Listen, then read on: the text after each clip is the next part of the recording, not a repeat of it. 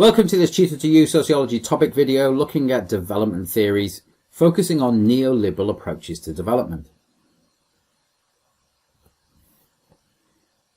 In global development and other areas of sociological inquiry, students will come across the concept of neoliberalism. But what exactly is neoliberalism and how does it view development? Neoliberalism is not strictly speaking a sociological approach, but rather an economic one that favours free market policies such as free trade between nations and the privatisation of state services such as transport, healthcare and utilities. It's the dominant form of economic policy globally and has been for the past 40 years, in no small part due to what is called the Washington Consensus, an agreement between the three giant agencies of development, the IMF, the World Bank and the World Trade Organization. These IGOs adhere to the key tenets of neoliberal economic theory. In terms of development, neoliberalism evolved from the ideas of modernization theory, that economic growth was the most desirable outcome of development policy, and that nations should be able to trade their way out of deficits before spending on social development projects such as education, healthcare and greater equality. One of the reasons for the dominance of neoliberal economic policy is due to the impasse in other theoretical approaches to development in the post-war era. Not until the 1970s did neoliberal economic policy look to take on the challenges of development, firstly in Latin America and then in other areas of the globe.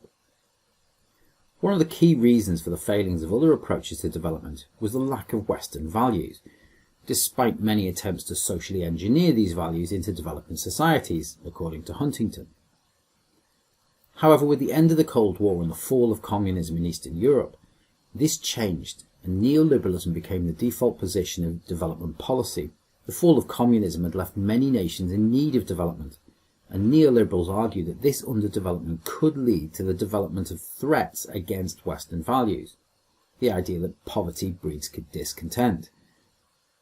This can be evidenced through a rise in religious fundamentalism and anti-globalization perspective in nations that are underdeveloped. Neoliberals look to address these issues by improving the economic position of these nations through offering investment and expertise, often in the form of official development assistance, or aid. One neoliberal who advocates for the use of aid is Sachs, who sees aid as a useful tool for nations to use and progress through the necessary stages of development, although this needs to be targeted and scientific, he does concede, rather than simple donations given to potentially corrupt leaders. Other neoliberals are sceptical of the use of aid, for example Dambrisa Moyo, who argues that aid is a form of welfare dependency, and argues that despite billions of dollars of US aid, many nations in the developing world remain worse off than they were before they received it. Neoliberals, however, are largely pragmatic when it comes to the use of aid. For example, aid is often given on the condition that nations develop Western ideas, particularly the use of free trade and the opening of their borders to overseas investment. This allows TNCs to both produce and sell goods in the nation. Aid, usually administered by international governmental organisations such as the IMF and World Bank, is often given with strings attached, what are called structural adjustment policies. Quite simply, conditions attached to the borrowing of money. If developing nations want to borrow money, they need to stick to the guidelines that the IMF and World Bank set out. One of the primary conditions of receiving aid is to commit to free market principles, such as competition, reducing import tariffs so that foreign goods can compete fairly with domestic goods. It also includes reduction in state spending. A key part of neoliberalism is less government intervention, which means that subsidies given to farmers should be cut, often driving many out of business. This allows TNCs to sell their goods in the developing world with limited competition, which many claim as unfair and places the developing world at a disadvantage. Further conditions include opening domestic markets to overseas goods, which leads to cheaper imports coming into the developing world. This is good for consumers, but less so for smaller producers, who often cannot compete with large TNCs and their considerable economies of scale. Furthermore, structural adjustment policies suggest that public services such as education, healthcare, transport and utilities should be run by private companies and for profit. The rationale behind this is that private companies are able to provide a better service than the state due to their expertise.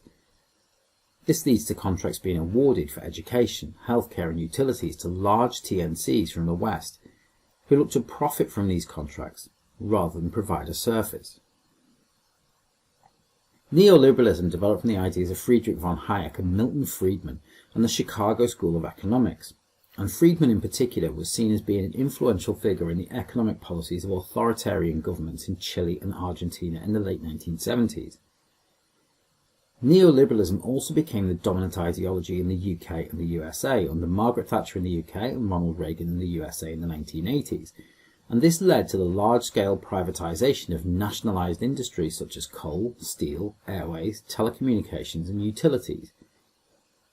From there it became a dominant way of thinking, being adopted throughout the following decades and most notably used in the aftermath of conflicts in Afghanistan, Iraq and Libya, with mixed success.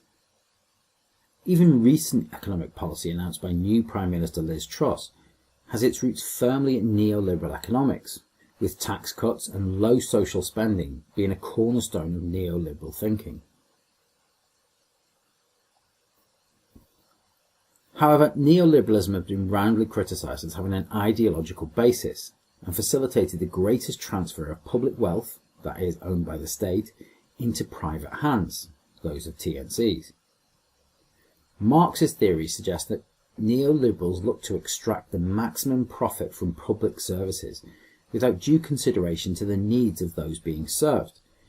For example, the current energy crisis, where the profits of major energy companies are protected, whilst consumers are hit with massive price rises.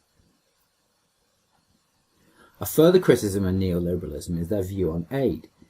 While some acknowledge the debt it creates, little is done to monitor how aid is spent. Much aid is spent on goods and services provided by TNCs, which generates more profit for them, whilst leaving the nations in debt. This is criticised that it puts profits over people and harms social development. Critics of neoliberals argue that the role of TNCs in education and healthcare has negative impacts on their effectiveness, as these are public goods, there for the benefit of society, rather than ways to extract more profit and wealth. Neoliberalism has many critics, not least Marxists and dependency theorists. That concludes this Tutor to You Sociology topic video looking at theories of development, focusing on neoliberalism. Thanks for watching.